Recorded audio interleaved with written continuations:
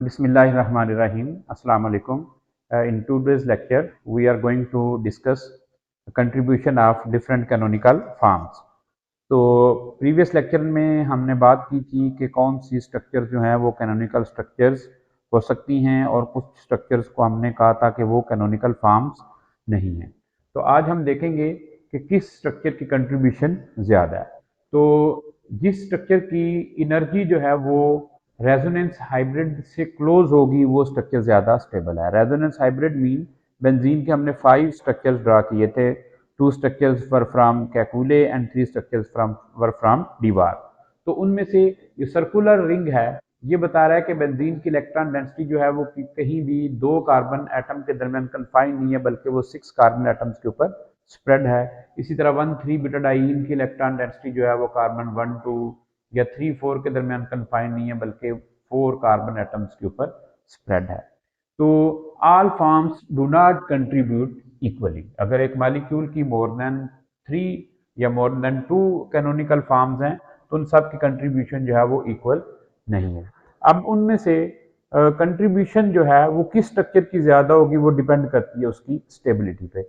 जो स्ट्रक्चर जितनी ज़्यादा स्टेबल होगी उसकी कंट्रीब्यूशन जो है वो उतनी ही ज़्यादा होगी। अब रेजोनेंस हाइब्रिड, जैसा कि मैंने बेंजीन की और 1,3 ब्यूटाडाइन की रेजोनेंस हाइब्रिड स्ट्रक्चर के बारे में बताया कि ये मोस्ट स्टेबल स्ट्रक्चर्स हैं। जिस स्ट्रक्चर की एनर्जी रेजोनेंस हाइब्रिड की स्ट्रक्चर से क्लोज होगी उसकी कंट्रीब्यूशन ज़्यादा होगी। तो इसके लिए चंद एक पॉइंट्स हैं जो हमने डिस्कस करने हैं, जिससे हमारा ये कंसेप्ट क्लियर हो जाएगा। अगर किसी मॉलिक्यूल की डिफरेंट कैनोनिकल फॉर्म्स हमारे सामने आती हैं तो हम इन रूल्स को पढ़ने के बाद इस काबिल हो जाएंगे कि किस स्ट्रक्चर की कंट्रीब्यूशन ज़्यादा है। तो नंबर 1 जो रूल है, number of covalent bonds directly relate to stability. Number of covalent bond ज़्यादा होंगे तो स्ट्रक्चर की स्टेबिलिटी ज़्यादा होगी। जिस तरह यहाँ पर ये मॉलिक्यूल मैंने मेंशन किया हुआ है 1 2 3 4 1 3 ब्यूटाडाइन। तो 1,3 ब्यूटाडाइन जो है इसकी 2 पॉसिबिलिटीज़ हैं कि ये इलेक्ट्रॉन डेंसिटी कार्बन नंबर 2 और 3 के दरमियान जब जाएगी तो कार्बन नंबर 1 के ऊपर चार्ज आ जाएगा पॉजिटिव, और ये पाई इलेक्ट्रॉन डेंसिटी जब कार्बन नंबर 4 पे जाएगी तो इसके ऊपर चार्ज आ जाएगा माइनस। इस स्ट्रक्चर के अंदर कोवलेंट बॉन्ड जो है वो ज़्यादा है, इस स्ट्रक्चर में नंबर ऑफ कोवलेंट बॉन्ड कम है। तो ये वाली जो स्ट्रक्चर है जिसको स्ट्रक्चर नंबर 1 कह दिया, this is more stable as compare to structure number 2। Then structures without charge is more stable as compared with having charge।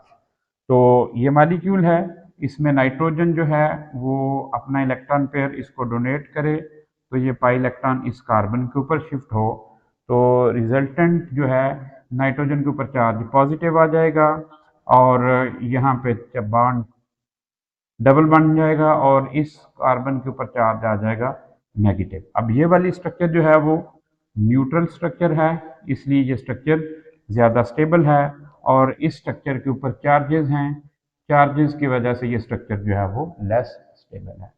Next है लेस चार्ज सेपरेशन, यानी ऐसी स्ट्रक्चर जिसमें चार्जेस जो है वो क्लोज्ड एटम के पास हों वो ज़्यादा स्टेबल होगी। जिस तरह इस स्ट्रक्चर की अगर हम दूसरी स्ट्रक्चर ड्रा करें कि ये इलेक्ट्रॉन डेंसिटी यहाँ पे अगर शिफ्ट हो जाए तो ये चार्ज यहाँ पे आ जाएगा, यहाँ पे as it is negative charge और यहाँ पर चार्ज आ गया पॉजिटिव। तो यहाँ पर जो चार्ज सेपरेशन है वो क्लोज एटम के पास है, लेस चार्ज सेपरेशन है, दिस इज मोर स्टेबल।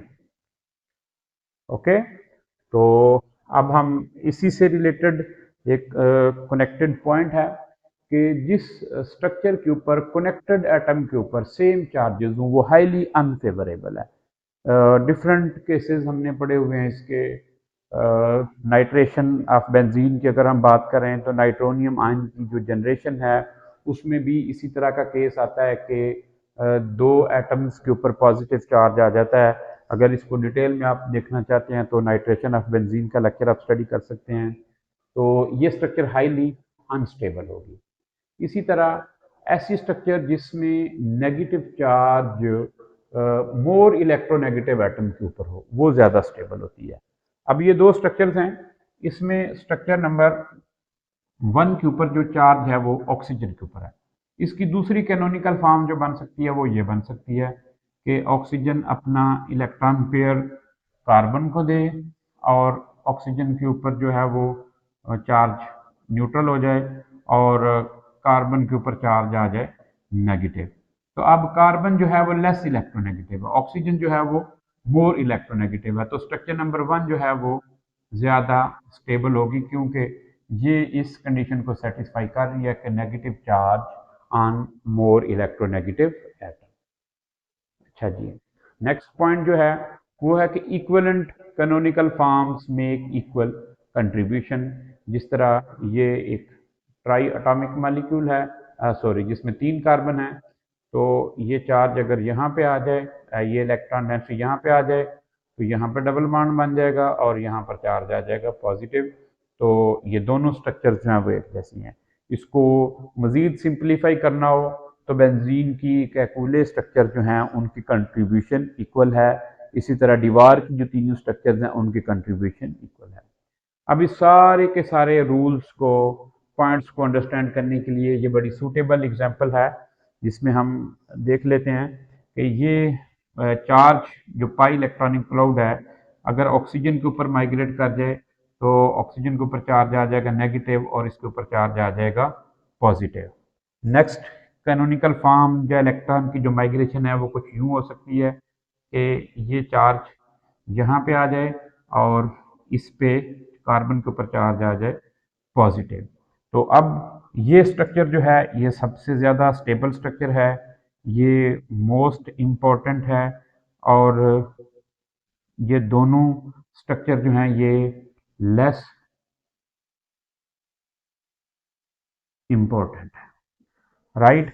अब इसी स्ट्रक्चर से जो दूसरी पॉसिबिलिटी है वो कुछ यूं है कि चार्ज जो है वो पाई इलेक्ट्रॉनिक क्लाउड जो है वो ऑक्सीजन पे शिफ्ट होने की बजाय ऑक्सीजन जो है वो अपनी इलेक्ट्रॉन डेंसिटी जो है वो इसको डोनेट करे। तो सॉरी, ये पाई इलेक्ट्रॉन क्लाउड जो है वो ऑक्सीजन पे जाने की बजाय यहाँ पे शिफ्ट हो जाए, तो ऑक्सीजन से इलेक्ट्रॉन का पेयर जब छिन जाएगा तो ऑक्सीजन के ऊपर चार्ज आ जाएगा पॉजिटिव। तो अब इसमें इलेक्ट्रोनेगेटिव एटम के ऊपर चार्ज आ गया पॉजिटिव।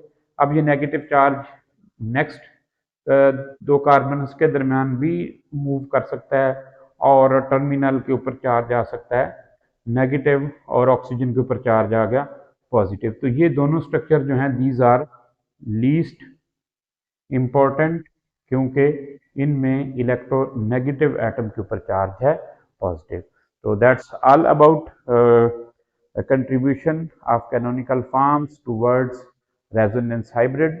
कमिंग लेक्चर में हम डिस्कस करेंगे रेजोनेंस इनहिबिशन को। वो इससे प्रीवियस लेक्चर में हमने 4th पॉइंट डिस्कस किया था कि atoms involving in resonance must be coplanar. तो उसी पॉइंट को जहन में रखते हुए, मद्देनजर रखते हुए हम फर्दर डिस्कस करते हैं।